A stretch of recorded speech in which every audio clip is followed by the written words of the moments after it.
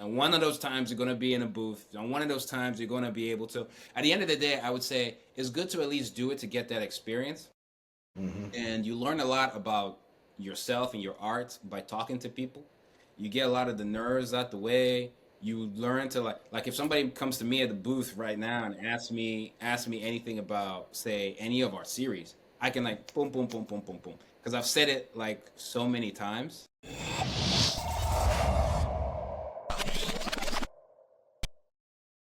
Hola everybody.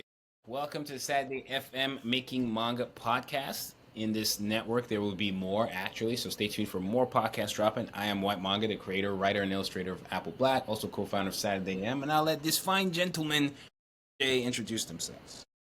Ray J, not sponsored by the way, not sponsored by Raycon. We should be. Yet. Yeah. Yeah. I can use that Raycon. Who you talking about? For real. But yeah, Raymond Brown, creator of Bully Eater, co-founder of Saturday M. Glad to be up in here. My name is Jay Odin. I am the creator of Hammer, the writer and author and artist. And I also drew the Rick and Morty manga. So yeah, that's who I am. Okay, guys. Just a heads up, a little house cleaning. We have Making Manga. Go check this out. Again, we talked about this in previous episodes, and we'll continue to. This, as well as all our other books that are available. You can go to saturday-am.com to get our books. We highly appreciate those who've already pre-ordered, who's already ordered, all that stuff. Supporters of the magazine, supporters of the books. All of this helps a great deal. When the Webtoon drops, I'm sure y'all will be there. When the video game drops, I'm sure y'all will be there. So we appreciate it. But for those of you who want to be creators, this is kind of like a spiritual sequel to How to Draw the Verse Manga, and is Making Manga the Saturday AM way. Has all kinds of stuff. Jay, you want to let them know what's in here? Yeah, there's a ton of information in there. Basically how to well, I mean, he's flipping through it. So but like how to create a story. I know Fred has given a lot of information to us about like how to have I forgot exactly the terminology that he had, but like what's the overall story and then what's like the C plot. I know he talks about that in there. I haven't read through it because unfortunately I don't have it yet, but I know it goes through basically just trying to craft your manga the Saturday AM way. So, what does that mean? Obviously we're all about diversity. So we want you to be able to look around in your own culture or looking around in your own life and pull from all of that to put inside of your manga. If you're not going to do that, then you should still have something that is, closely related to you, or at least have some type of message. All of this is in there. There's a lot of different awesome images. I actually have a PDF version, but I haven't looked through it. I kind of just want to wait until I have it in my hands. So, I mean, I'm sure that, Raymond, you worked on it. Was there something else that, maybe I didn't mention? No, I mean, you hit the point. I'm in the same boat. I just saw the PDF. I didn't get a chance to see it. I've seen it from a bird's eye view, just working on different things with it. But, yeah, I'm looking forward to getting my copy so I can go through it and, learn how to draw manga the Saturday way. Look, hey, it's been a while since I drew comics, so I'm definitely going to use it. So like. Yeah, the fun thing is there's a lot of Easter eggs here. Obviously, you're also learning from the perspective of not just one creator. You're kind of getting like a really thought out multiple perspectives that are all valid and kind of pushing you to create your own voice, your own unique style, and all of that. So there's stuff here about how to pitch your manga, stuff here about double spreads, how to lay out your pages, distribution, printing, licensing, character design, how to draw some basic stuff, and then some more complex stuff. Some symbolism is in here. Like literally, honestly, we talked last time about the like maybe 4 books you'd need to say understanding comics, manga in theory, how to draw the first manga, and this one. Honestly, if you've gone past some beginner levels stuff, this might be all you need. That would you can then graduate from this one and do other things. But this is a good one. And obviously we're biased, but yeah. I'm trying not to be biased. And I think the book looks. I'll say this though, one of the things, because I remember it was years ago. I read through the Rocky book that we talked about, and as good as it is, it still has that Japanese culture first kind of thing in it. Where it's kind of yeah. whereas this is a unique. Our book is a unique experience because it does have more of a Western philosophies with it. You know what I mean? So like, so you owe it to yourself to read both, but with ours, especially if you're over here in the West, you definitely would be. You basically would be doing yourself a favor by looking at how Western storytelling does it as well too, to marry it to the manga. So, um, you know. Nice. Yeah. How thick is it? Can you like show the spine? I want to see, like in compare it to like another book, like Apple Black or something. Oh, okay, nice. About as thick as the first one. Yeah. So this is Saturday Wars, and then Okay. Not bad, not bad. And it's all in full color too. I mean, I know that. yeah, full color. Yeah. The design. That's another thing. Now, I know I'm biased, but out of all the how to draw books I've ever drawn, design wise, this is the best I've seen. Shout out to We have some awesome designers for sure. This is the best I've seen. I'm sorry. Sometimes forget about. You could just be looking at this. Forget about the tutorial. You're just looking. Well, look, the book like half itself is a art master book. class. Yeah, how to design a book. Look through this book. You know what I mean? Yeah, just flipping through it is Yeah. I think is really really cool. But Yeah, graphic design is important, man. Graphic Yeah, design is yeah. important. yeah, I'll help tell you with the what, design of the books. Kubo, your boy Kubo from Bleach, that did Bleach. Hey man, he's really good at graphic design. Like this dude is. If you ever look at his stuff, Yeah. It's cool. When we chop it up like we normally do. right? Your boy, yeah, yeah. Every Didn't you Thursday, go to the 'cause picnic he's last my summer? boy. Yeah, y'all went That's to the my picnic boy. last summer together. I heard y'all was out there playing some I'm 2K. gonna let him know you said what's up. Yeah, tell him I said what's up. Tell Big K I Yeah. said what's up. Yeah. Yeah. He read Bully. He asked me like when's the next Bully Eater? It's like, man, it's like, When's man, the next? Kubo, man. He said tell Quit messing with me, man. Raymond You know I got kids. You know I got kids. tell Raymond something You to know I give got me. kids, man. Come on now. You know Man. if I had all these kids running around, I'd have You bullies. gonna leave the fans hanging? Yeah, it's coming. It's coming. I got the kids growing up. I'm gonna ready. tell Kubo though. I'm gonna let Kubo know. Yeah, I'm tell Big K. I tell Big K it's coming. You gotta It's focus coming. on being a dad, man. I get it. I understand. Yep. Yeah. Jay, you're the same. I should tell Kubo, dad come first. Well, I mean, tell Oda, thank you for making One Piece. I'm not friends with Oda. I'm not friends with Oda. Just Kubo. Oh, So okay. I'll tell Kubo. I tell Kubo to tell Oda. Yes, Yeah. that would be great. I mean, I honestly, I love Bleach as well. I mean, I have a lot of it on my shelf right there, but One Piece.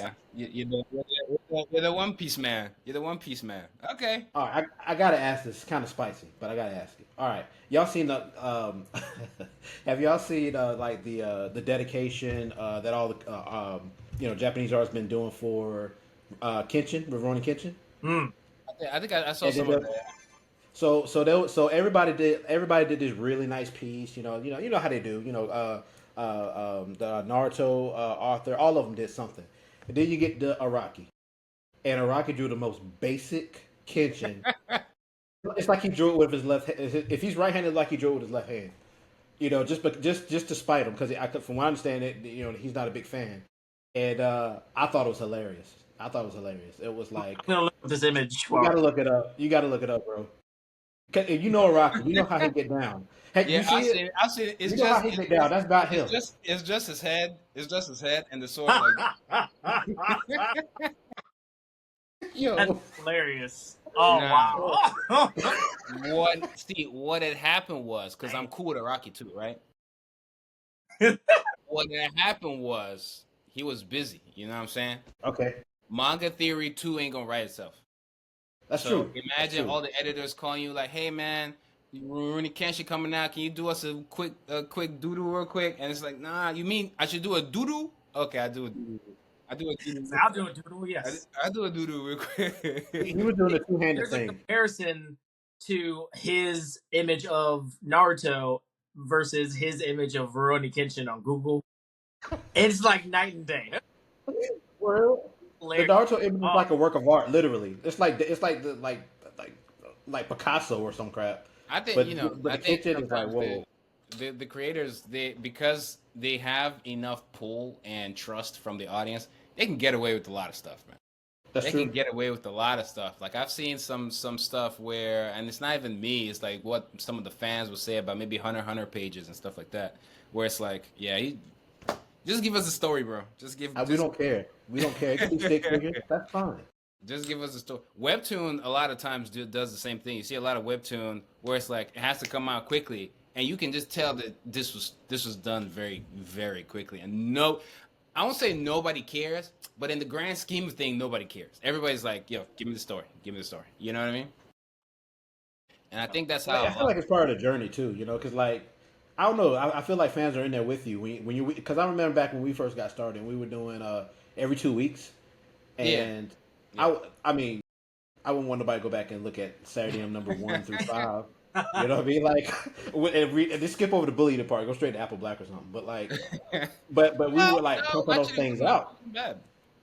We were pumping them things out, man, and it felt like the fans were with us. Like they were like, oh yeah, no, we get it, we understand. Hey, you guys are doing this. You know what I mean? So Yeah, like, yeah. there's a I little bit feel of like that. I feel like it's part of the just what you learn once you're in like a creative space.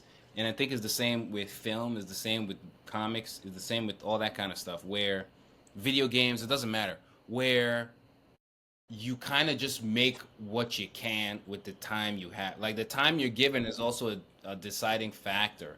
Like you see producers for movies and things like that. It's like, hey, Hmm. okay, that scene that we wanted to do in the script that would have made sense on the day of, we're gonna have to scratch that and make something else work because that's what's in the budget. That's what, and we have just this amount of time. If not, this movie's never gonna come out. You know what I mean? And so I think comics is in a similar boat where it's like, okay, this is what it is and it has to come out at this Hmm. time, right? It has to come out. It has to be a product, not just a project forever. So you kind of do what you can, and that's why you would get some chapters that look and some chapters there's like okay, or some chapters where the manga assistant is the one that did that, and you can tell it's not the creator that did it. You know what I mean? Yep. Or something like that where there's a panel where it's like, all right, we're gonna give this a lot more energy than we give this panel. Or you're watching anime and everything looks doo doo, but then the fight is about to start, and all of a sudden, hold on, Yep. the animation just took some steroids all of a sudden. So it's like it's from a creative space. I'm sure it happens in music, it happens in everything, and so this is no different. So when they called Araki, right, he told me that he had to decide where his energy was going to go. Not that there's any beef, you know what I'm saying? Okay, all right. I like the peaceful backstory. I'll take that Yeah, because yeah. everybody else on the internet disagrees. They think it's on some other stuff. So, but Yeah, that's but okay. you see, their That's okay. sources, their sources are fake This is sources. true. This is true. That's My right. source, my source, because Yeah. I just before this call, I talked to Araki before this call. Right. I saw him on your call ID for a missed call. Yeah, I saw that. So I who saw you that. gonna trust? That's true. I got yeah. Jay, You. Jay, Jay, who do you trust? You know what I'm saying? I I trust Jesus. There you go, for real, for real. Exactly, exactly. And Jesus. I also talked to before. You Yeah, got you stupid. you got it, you got it. So You anyway, know. All we're right. talking about conventions today. Yep. What what to do while you're at them. What different experiences that we've had. We are going to Anime NYC as of recording this. We haven't gone to Anime NYC yet, but I'm not sure if this will be posted before or after. So if you've already gone, let us know in the comments what you thought about it. But Saturday AM is going to be going to Anime NYC in a very big way this year, and it's going to be absolutely amazing. I know that potentially both of you guys are going to be going. Tell me about what's going on with Anime NYC. Raymond, want to break it down? I mean, yeah, we're going to AnimeNYC. But no, but yeah, to Jake's point, I mean, trying to think of what we can actually talk about because we got a lot of surprises. Making manga, I will say this: making manga, the book and the idea, and what we do here, is going to be one of the things that's front and center at our setup. So I won't go into details of what that is or what that's going to look like, but just know if you come to our booth, you will, we're going to provide you the tools you need to get started making manga, like in a real way. So I'll kind of leave it vague like that for now. So imagine the book being at the convention, but we're in going a to be bigger way. in a If you bigger want, way. There you go. There you go. if you want some a hands-on touch, Yes. Yeah. come to the booth. Yes. That's all you're gonna get. Yeah. Right? There you go. That's all you're gonna get. If you want the hand of Picasso's to touch your soul. You want to be blessed. You want to go to Anime NYC and leave a better artist. Come to our booth. That's right. That's right. That's all I'm saying. And then obviously, any other major things where we're going to do a little bit more of a deep dive on at the con. I would say right. We probably should do we probably need to do one of these like at the show. You know, FM live. I said it might be live. I don't know, but we might need to do a little something like a FM.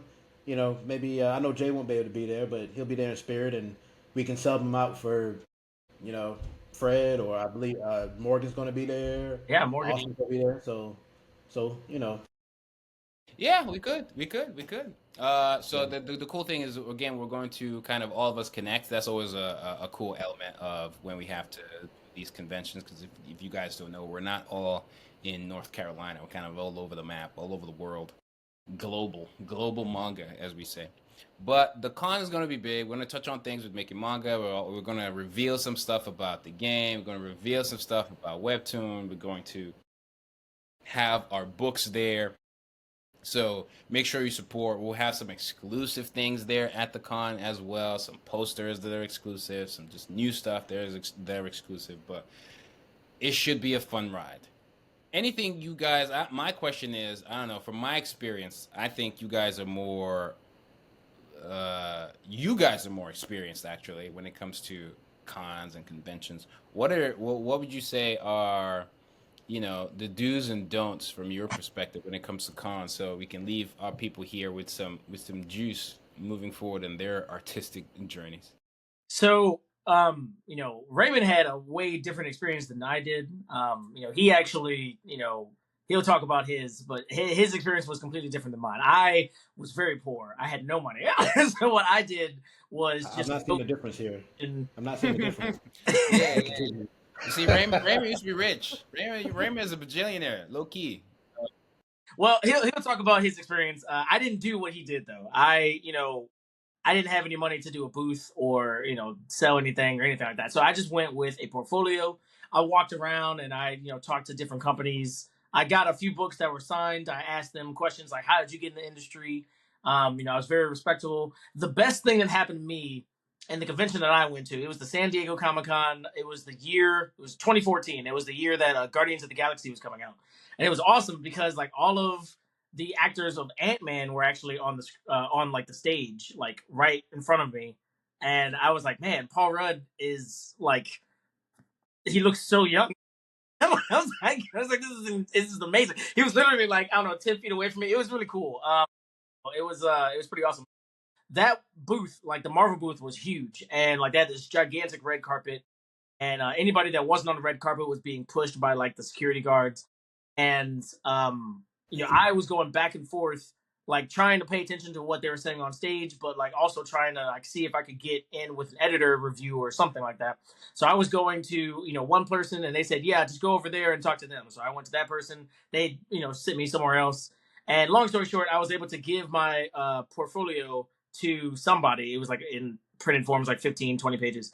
And out of like 1,000 entries, they only picked 10 to talk to an editor. And I was like one of them. I was like one of the last ones. I was like, this is great. So I was able to talk to this editor. It was really cool. He gave me some cool advice. Essentially what he told me was my stuff was really cartoony and either A, get famous and we'll come to you, or B, change your style and, you know, we can maybe find you some work.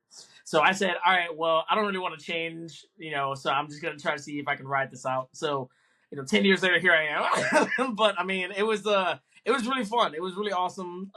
You know, I had a lot of friends that have gone to cons, and they would always tell me, you know, their stories. One cool thing that I'll end on this is, you know, I had one I think my mentor, he told me that he met somebody that every convention he went to, he wore the exact same thing. So that way, everybody that did meet him Mm, would instantly realize, oh, that's that guy. So I tried to do mm. that. It failed miserably. And, I used to have yellow glasses, but my dog ate them. So, like, I can't even order them anymore. It sucks. So, I mean, that it didn't work for me. But if you decide to do something like that where you dress the exact same way, like a uniform, I mean, I think that that's a really cool, interesting, tip to, try to be memorable to everybody that you meet. So, but what about you, Raymond? What was your experience? Oh, gosh, well, back in 2012. Twelve.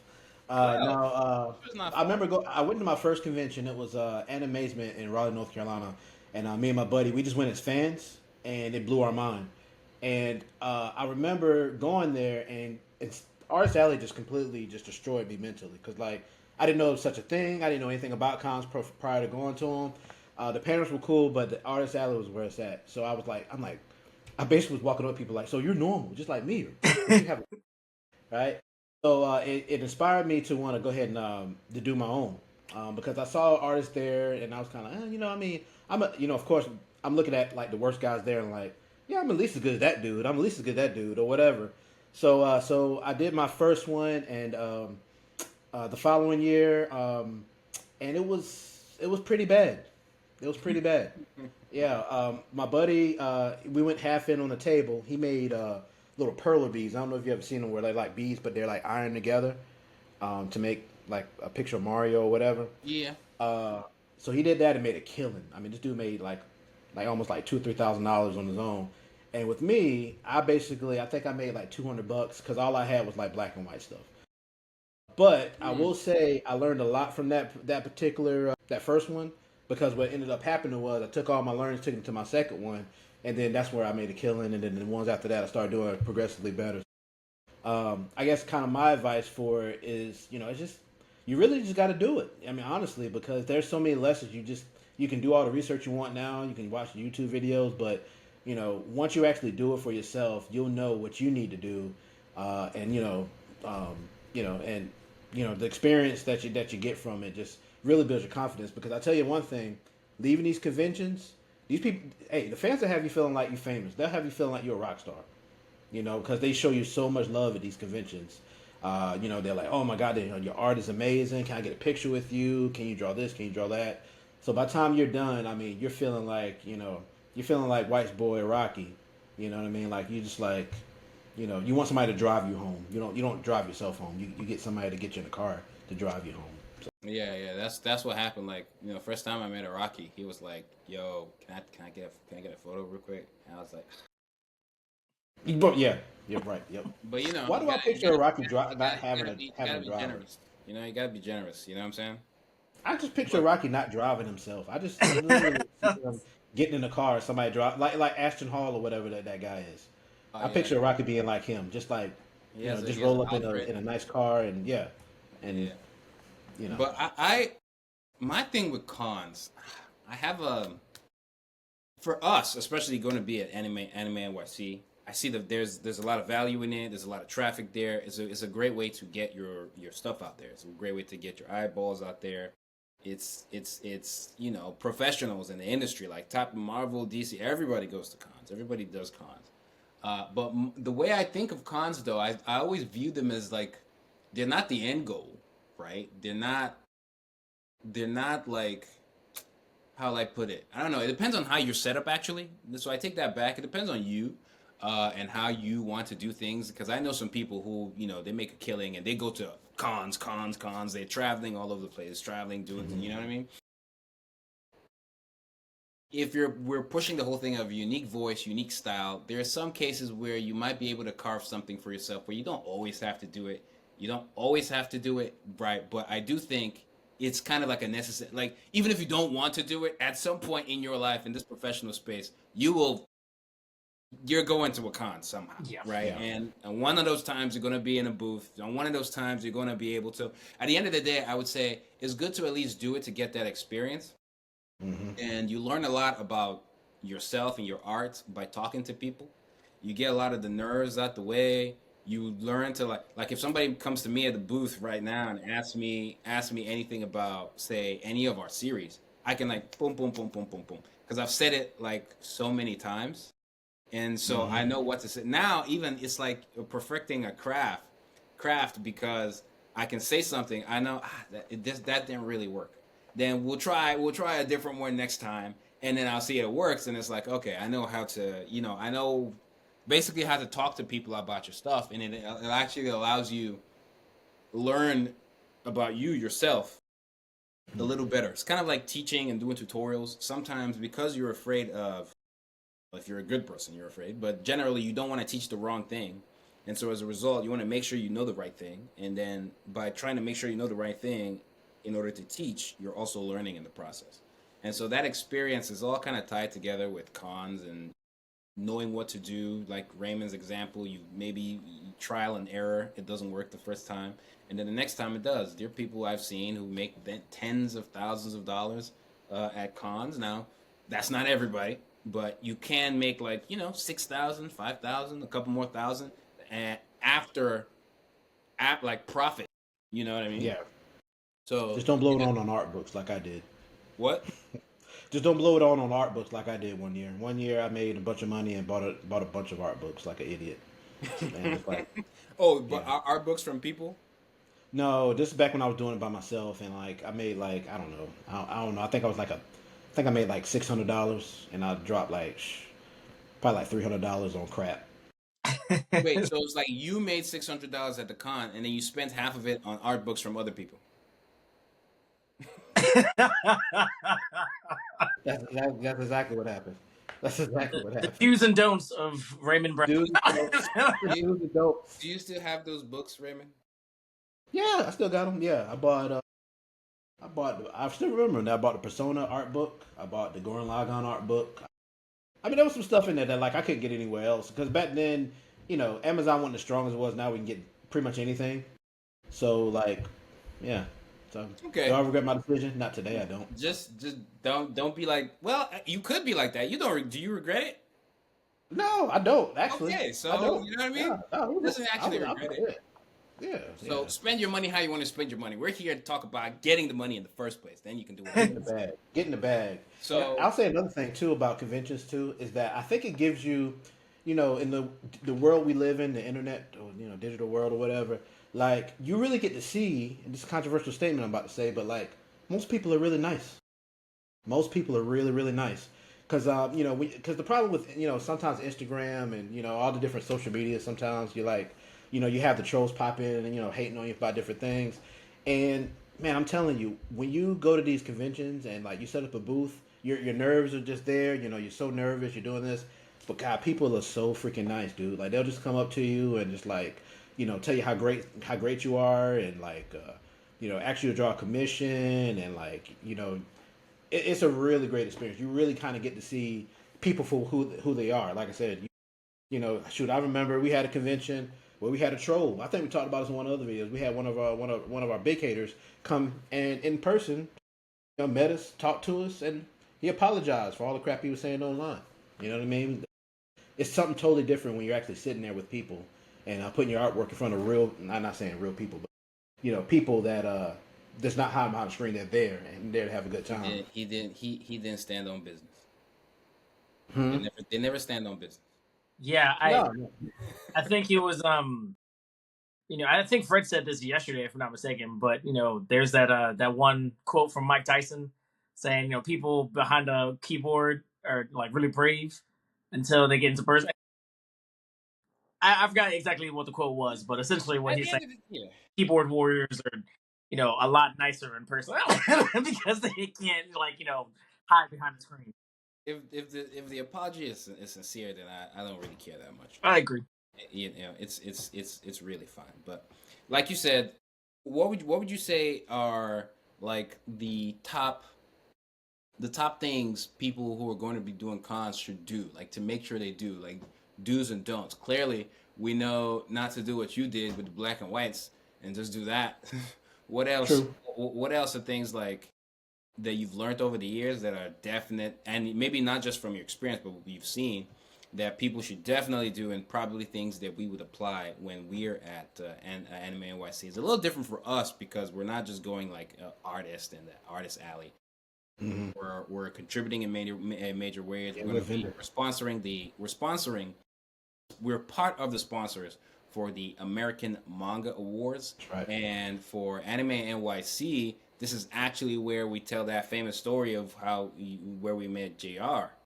Mm-hmm. Right, for the portfolio review at the first ever Anime NYC, and so it's kind of full circle that now we're sponsoring this American Manga Awards that is in part by the people who gave JR his Japanese manga award for the International Japan, the 18th International Japan Manga Awards. So it's kind of like a full circle, super full circle, circle thing going on. And so we're actually going to be doing a lot of stuff, and then we'll also have panels. There'll be a lot more that will be announced. So we're slightly different from just an artist on the artist alley, but whatever, just what can you share with people, whether you're an artist alley or an exhibitor or whatever, but things that you should definitely, these make a killing, these don't do this, say this, all that kind of stuff. I would say, I'll just speak to artist alley for the most part, because that one, for one, is very straightforward to do it. You just got to research, the conventions in your area, and they literally have an application process there where you show them your portfolio. You're going to link them to your portfolio or your Instagram and that kind of thing. Super straightforward. As far as a big do that I would say is, fan art is definitely, being an artist. Fan art is going to be your friend. You can do original stuff, and you should do original stuff, but the fan art is going to be what really brings people to your table. So when you're choosing your fan art, my advice is always choose something that's evergreen, because I made the mistake of, years ago, kind of picking the anime that was hot for the summer. I think back then, just tell you how long it's been. There was a big anime out back then called Hitman Reborn. And it was like everything. It was everything and everywhere. So I drew a fan art of that particular series, and it worked for me that summer, of course. And I brought it back the following summer, and I couldn't even give it away for free just because the hype was already over. It was bad, right? But all of my evergreen stuff, even to this day, my evergreen stuff sells. Like my Ninja Turtles, I can sell that, and I drew that picture. God. I drew that picture almost 15 years ago. It still sells. I did this Mario Party one where it was like Mario fighting Sonic or something. I did what else? You got that Deadpool. Deadpool with the gun. Yeah. I did a Deadpool Dragon Ball mashup. But my point is, does it matter the con? I would say then maybe it matters what con it is, right? Because there's some cons that are a little bit more Japan, and then more cons a little bit more Western. Once upon a time, but now I'm seeing it's a nice mix, because Comic Cons used to literally be all comics. There was no manga.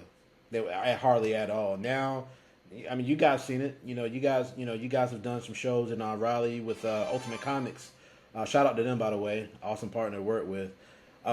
You see it. You'll see a comic convention and you'll see people dressed up as Luffy. That wasn't always the case.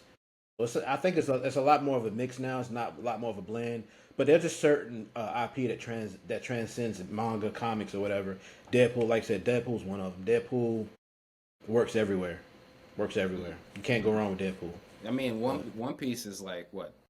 It's outsold Batman as far as I saw a headline. One Piece is another one. Talking about. I mean, yeah, it's right now at number 2.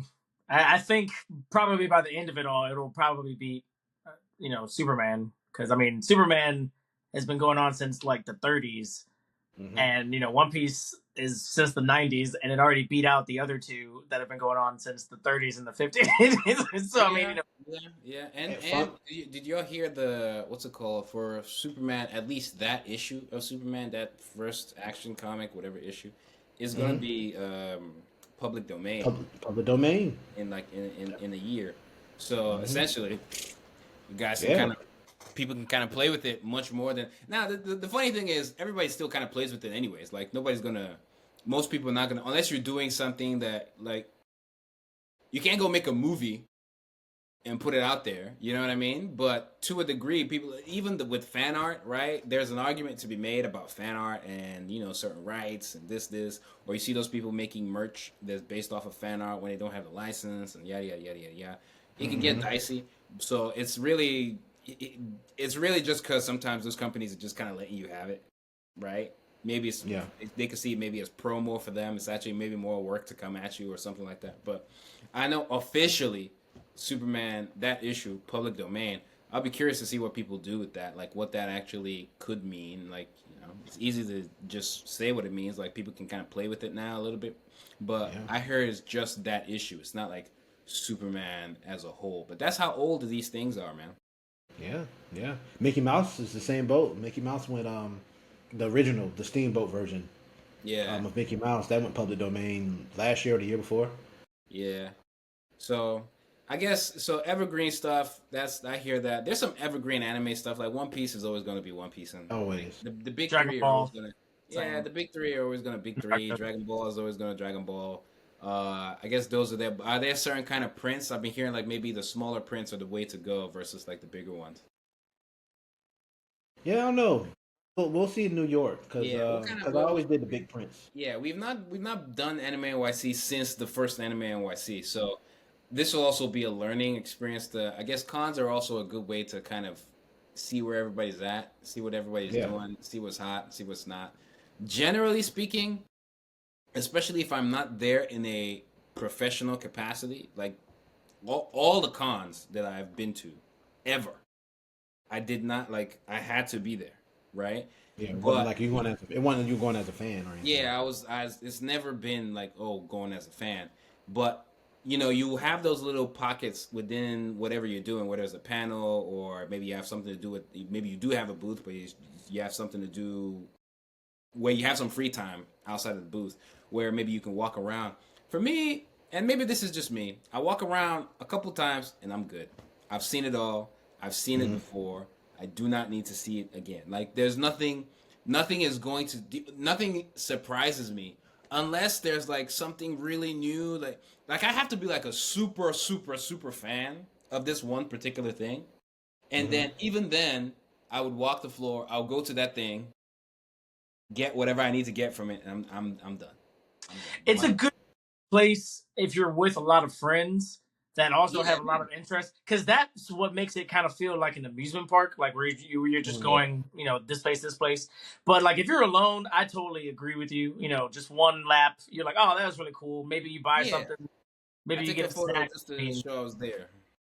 I mean, the only other thing that I could say that would prolong that, I guess excursion of walking around would be if you had a goal, like, hey, I really want to like meet this one artist, and I know he's here, and I want to get his advice, or I want to show my portfolio to all these people. Like, one of the dues that I would say is, if you are going to be carrying something, first off, don't carry a lot, because I mean you're going to be walking around a lot, and it might get really heavy. It might get annoying, carrying all that, especially if you buy stuff on top of that. So don't carry a lot with you if you're going to do something like that. But when it comes to your portfolio, try to have it be, I think it kind of depends on like what type of portfolio, but generally speaking, about 20 to 30 pages.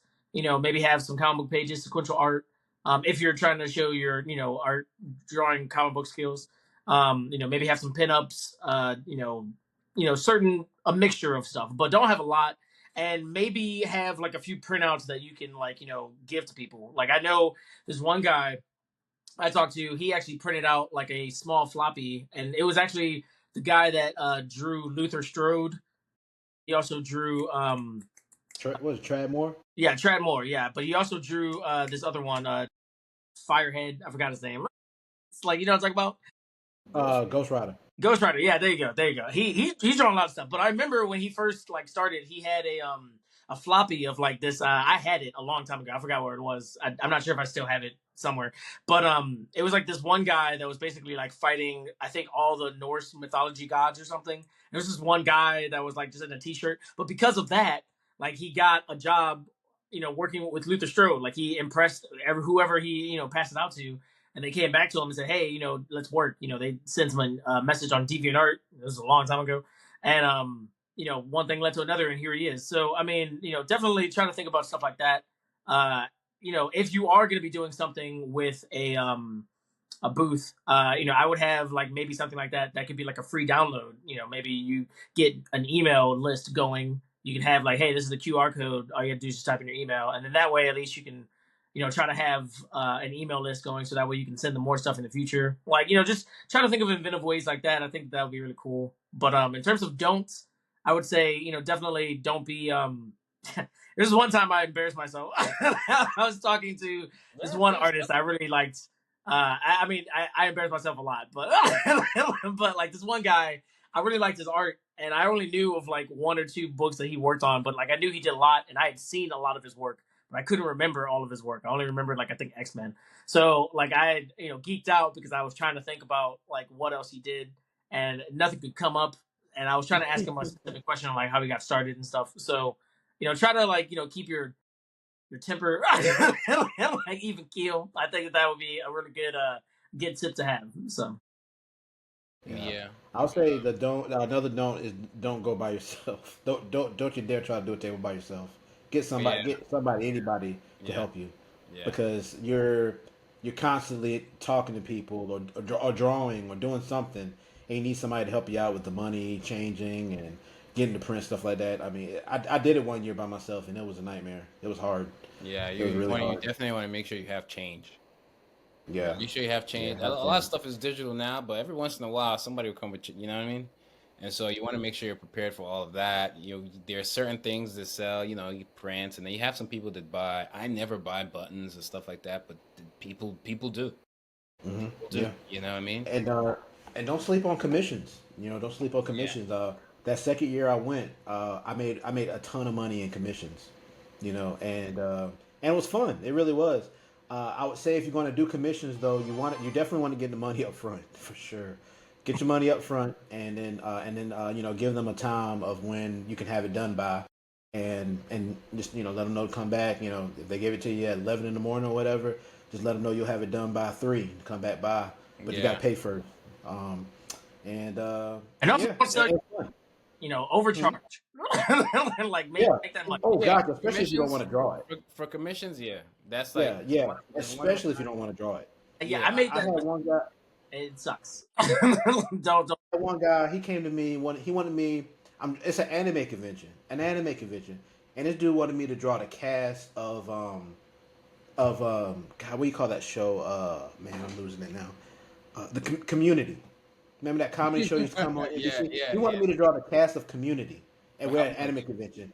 And then I said, bro, man, it's gonna be like $300. And I don't even think I can get it done today.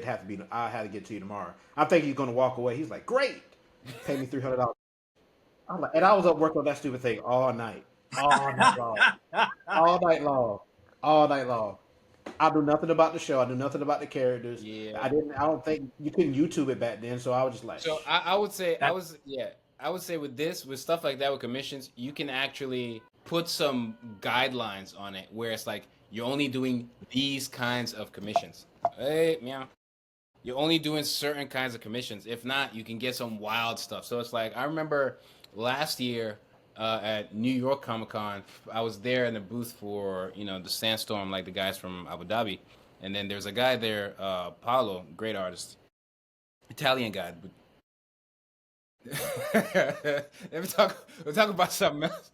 But Paolo is an interesting cat, right?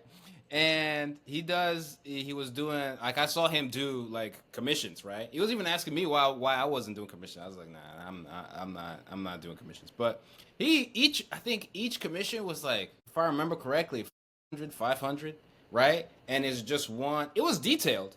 Like his style. If you know Paolo, gosh, I will be cooked right now if this goes out and I can't remember the. He'll link it in the bottom. It'll be in the comments. I don't want to butcher the name, right? If you type Paulo and then you type P and you're looking for a comic artist, he's gonna come up. He's also pretty popular, and he really industrious name in the industry. And so very detailed stuff, drawing all these pinups, just one character. and all of them were uniform in that way, right? It was almost like the same style, obviously the same style, but the same type of commission, right? Just one character. It was usually like a pinup of some, attractive lady, but maybe Poison Ivy, Catwoman type stuff, but then with like a lot of cool details. Like his style is Western and like really cool, right? And 500, just that one thing. Yep. So just that it's detailed. Don't get it twisted. But it was just that one thing. You know what I mean? And so when you're doing commissions, don't leave it to the person to figure it out. No. Put it in yeah, that's right. Put it in. Give it like some guardrails. Very. And, the more you don't want to do it, the more you should charge. The more you should charge. Because best case scenario, they walk away. Worst case scenario, you have to draw it and you get paid. You know what I mean? Like worst case scenario, you get paid. Yes, worst case scenario. You can still say no. You can still say you still have the ability to say no. Nobody's forcing you. Say no. You can still say no. But yeah, that's. But it is an opportunity to just throw the money out there. I'll do this for $1,000. and just see what they do. It's like, yeah, sure. Yeah, here you go. And then buddy hit me in the face. Draw my take my money. Like Pokemon. Yeah. That's awesome. Yeah, I don't know, man. Sometimes I don't mind commissions, but there's some times where it's like I do mind commissions. I do, like, I don't know how to say it, but sometimes I'm just not feeling it, Yeah. Especially if I have other stuff to do. I have like original stuff to do. Like the only way commissions are worth it is if the money is just like you start to feel dumb if you say no. Yeah. But you do one kind of tactic you can't, because it's good money in it for sure. Yeah. Like what you can do though is you can kind of limit, like you said, put guardrails on there. So instead of saying, okay, I'm gonna draw whatever you want, maybe you just say, okay, headshots. That's what I mean. Those are the kind of guardrails. Yeah, headshot. Yeah, full body. You can make a kill off headshots. If I did commissions, $200. Yeah. If I did commissions to keep my sanity, I'd be like, okay, this is what it is. These are the only kind of commissions I'm offering. So I'm not doing anything outside of this, right? And if there will be like rare occasions where if I am offering something outside of it, then it's more of something I want to do less, and so I can charge like crazy, right? It's a deterrent in a way. Yeah. But there's some people I do commissions for that I'm cool with, and everything's cool and there's no issues. But like to just randomly have commissions open sometimes, like there's always going to be like one or two of the commissions where it's just like, this is not worth it. Because so much of art, man, I don't know if you guys like this, but so much of art is, man, you got to feel it. You know what I mean? Like, it's so hard to draw when you just ain't feeling it. Like, you're just not your best if you're not into it. You know what I mean? Like, I can't wait to finish. Yeah. It's not the same. Like if I'm into something, nothing can stop me. I'm ready, But if I'm just like, it's just like, draw me a picture of a man made of ketchup and holding two samurai swords.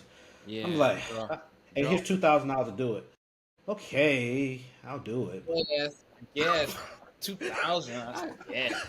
Yes, I get. I totally feel that. That's when it starts feeling more like a job as opposed to something that like just really enjoy. Yeah. So it's one of those things. I think commissions is also great to like if you're trying to raise money quick too. Sure. Right? Maybe you're trying to raise money for something quickly. So definitely not saying don't do. In fact, the whole point here is do commissions, but your worth. Make sure it's controlled. You know what I mean? Make sure you're like they can't run wild with it, because the wilder they can run, the more you'll regret it later, and then you don't want to spend all your energy doing something that's not worth it, right? So that's the thing. That's that on commissions. But yeah, commissions, prints. I've seen buttons. I've seen obviously books. It makes sense for us because we're gonna have a lot of books. I actually don't know the exact amount of books that we're going to have at Anime NYC, but I believe every book we've ever published is going to be there. So I think that would be a cool sight, right? This might be one of our best outings. You got the video game, you got the Webtoon, you got the books there, you got all this stuff there, you got the panel, you got the Anime Manga, American Manga Awards, you got all kinds of stuff that are heading in the right direction. But just know that when you're doing conventions, and this time is no different. In fact, it's probably the worst right now for us in the sense that with commissions, there's a lot of planning, There's a lot of headaches. There's a lot of logistic stuff you got to figure out. You know, when the things setting up and all that kind of stuff. You want to make sure you're mentally sound and prepared for all that stuff, because I'm sure we can. I don't know if it might not be appropriate to kind of break all that stuff down right now, but definitely we're dealing with all of that to make sure that we have a great experience for anybody who does show up at our booth, right? So this is on top of some of the stuff that I can't mention right here in the video. Maybe it's mentioned already, depending on when this video comes out, but there's going to be a lot of cool stuff. And I think it has the potential to be probably our best con. I don't know about you, but Anime NYC, the first one, is one of my favorite cons. Yeah, they loved us, man, and we love them. I mean, New York. I'm so man, dude. I can't come. It sucks, man. Like I really wish I could come. It's a bummer. Yeah, after that, I want to get another JR so that Raymond can look at their portfolio. Agreed. And then at this point, I got postured. Now I could be like, well, I was the one to put JR on, so. See, JR's winning an award. He has to go. Thank you, Ray. Yeah. He has to. You know what I say? I want to thank my mom. I want to thank God. That's right. And I want to thank Raymond Brown. Yeah. That's appropriate. Yeah, I will take that. So that the portfolio, I'm sure there's always going to be people, especially in New York, that want to do like portfolio reviews. Mm-hmm. Even though we're like not Western like Marvel, I'm sure you will get like that art style as well. Like, like what's on. And I've seen a lot of talent. Like there were some people last year at NYCC. I low-key was feeling like Raymond. I was looking at the stuff. I was like, in my head, I was like, damn, you don't have a job? Damn. For real. You're hungry for real? Yeah, for real. Why you ain't eating? Why you not eating? I see your ribs. It's like you drew all of it, and you see all of them like they're looking at you like you're some. Yeah, like you can tell them something that they don't already know. Yeah, they're looking at you like, yo, man, what can you bestow upon me, Grandmaster? And I'm just like, have you seen your but I can't do that, So I gotta. You gotta give them something. You gotta nitpick and find something. I forgot what I got. What did I get on JR about? I was like, you only draw detailed stuff. What is that? Well, I think. No, real talk. I think the one thing I dinged JR on was like, I think I said it was so dumb. I said, well, yeah. Only thing I can see here, man, you probably need a little bit more diversity in your cast. It's like, oh, the main character is black. I just ain't colored him. What damn? JR. Okay, well, add tones. I didn't even low key, like, now that I'm remembering, I didn't even try dinging anything, because I remember looking at it and I was because they're looking for constructive feedback, so I'm trying to be constructive, and I remember like 90% of them I was just like, nah, dog, this is good. I have nothing to say. Because they were trying to like get hired for stuff, right? Mm-hmm. Maybe to be an inker, to be a this, to be a that. And I was just like, hey, man, I know this is good enough already. Just talk to that person, talk to that person. Because there's some really talented people out there. And that means competition is tight as an artist. You actually need to has to be more than just art. You know what I mean? There's many comics out there that to me, the art's great, but it's like, I can point to 10 other comics that I prefer the art, or I think the art requires more to be what it is, but maybe the one with the more simpler approach is just more popular, or the story is just, there's so many factors now. It could just be the algorithm gods on social media just lucked out. You made that one post about freaking, Easter Bunny on Easter, and then now you have 1 million, you know what I mean? So there is a lot of luck into it, because I'm telling you, I flipped through like at least 3 portfolios where I was like, bro, you could work for anybody at this point, detailed background, detail everything. I'll add to that though. I mean, I think like I agree with everything you're saying about the art and everything being competitive, but things I think that can give you an edge is that you have to look outside of necessarily drawing for yourself or a series. Because, dude, all 3 of us can tell you, pretty much every artist in Saturday M can tell you. So I know pretty much artists everywhere else would say the same thing. But there are needs for assistance. There are needs for people who can ink, who can tone, who can draw backgrounds. And you know, what I mean, is it the I get to be Oda, I get to be the star of the show? No, but good gracious, you can make a good living off stuff like that. Yeah. Graphic design, you know, you can also learn a lot about what to bring to your next job as well. Yeah, yeah, you can learn from experience. Yeah. Well, I mean, not only that, but also, I mean, you can also like it's about who you know.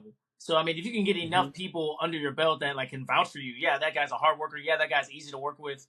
I mean, you know, that's what you need as a comic book artist space. Because the comic book industry, I think I said this a few videos ago, it's a very small industry. Everybody knows everybody. So, I mean, that's very. Yeah. That's true. The industry is small. The artists are many. Yeah. Artists are many. Industry is small. That's why you keep seeing the same people drawing the same stuff, because the companies they want to hire someone they're comfortable with.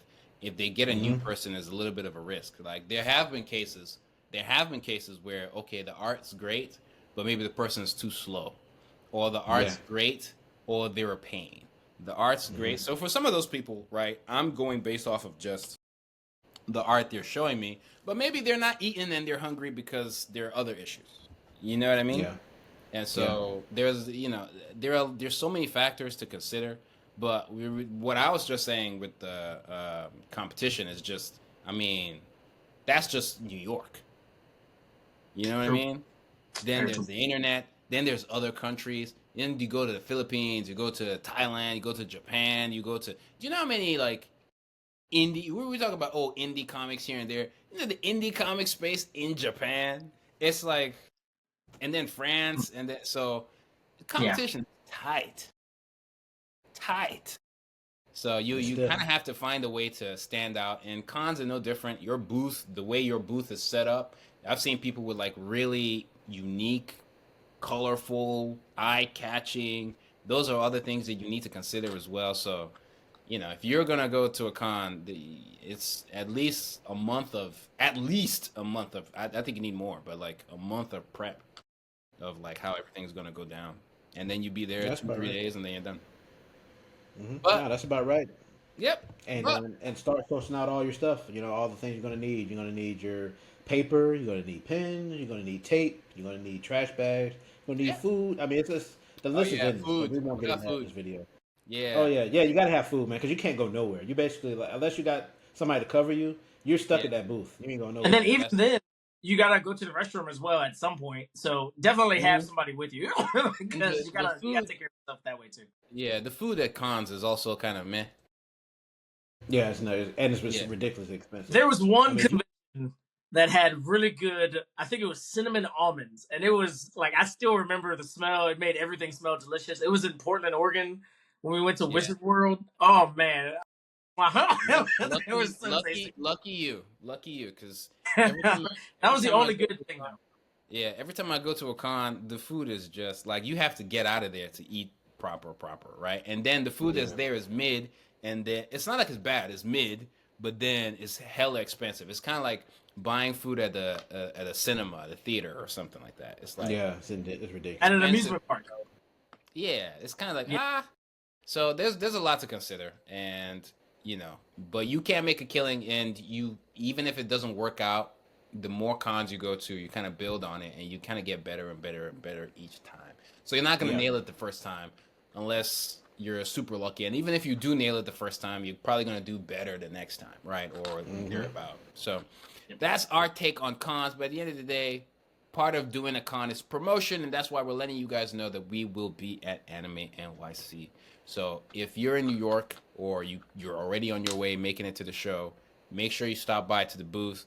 One of the dues is the QR codes. There'll be a lot of QR codes. You get people to sign up for newsletters and things like that. But you're also going to get all the news that we have in store, and should be a fun time. I really remember thinking of I remember Anime NYC fondly. Like I remember it was very close back to back with Anime NYC and Crunchyroll Expo, which I don't think they do. I don't think Crunchyroll Expo is still a thing. I'm not sure, but I remember during that time, those cons, especially Anime NYC in New York, they were good. They were Yeah, good. they were Like loved. They were loved. they worked out, and that's when we had the old version of our books. So not even the new stuff, right? So this is like going from that con, the first ever Anime NYC, then coming back for this one in our upgraded form. It's kind of like also a sign of our evolution over the time, like the way our magazine looked back then versus now. Everything. We're doing stuff with Comic Draw back then, and it's like now it's we're It's doing like the stuff. time skip has happened, and now we're like level 1000. Yeah, Yes. everything, man. Jay, when you don't watch the anime and then come back, all of a sudden Jay has a kid. It's like, whoa, whoa, whoa. Yes, exactly. Yeah. Little Gohan's in his room crying right now. That's right. So it should be a fun time, and we hope to see you guys there. But outside of that, do you guys have anything else to add? Go buy Saturday Wars. You can definitely get it at the convention, but if you don't, you can definitely buy it online. It is awesome. Making Manga is going to be coming out soon as well, so definitely go to our website. You can check all that out. I'm also doing a lot of video promotions on my social media, so specifically Instagram. So go over there and you can check out everything just to get a little feel about what we have. Ray? Yeah, what he said. Yes. That's right. What he said. Hope to see you guys in New York, man. It's gonna be a fun time. Peace. I can't wait.